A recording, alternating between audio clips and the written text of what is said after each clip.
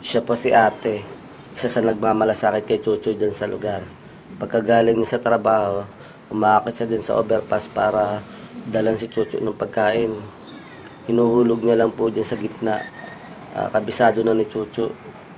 Ayun si Chucho, palakad-lakad siya. Ayan si ate, nasa overpass na. Tinatawag niya si Chucho. Alam na ni Chucho yan, pag tinawag siya, may ihulog si ating pagkain. 2 linggo na si Chucho dyan sa gitna ng kalsada, kaya kabisado niya na. Ayun si Chucho, lumipat siya sa may kabila. Ayun, inulog na ni ate yung pagkain. Ayan, kinain na ni Chucho. Kapag wala nang gaanong mga sasakyan na dumadaan, si ate tumatawid dyan at yung ibang mga nagmamalasakit kay Chucho, nagdadala ng tubig at pagkain.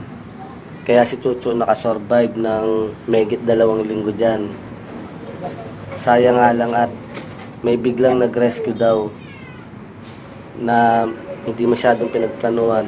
Kaya nangyari, nasagasaan si Chucho. Sayang yung mga pinaghirapan namin ng reporter at ng ibang mga residente na nagmamalasakit dyan.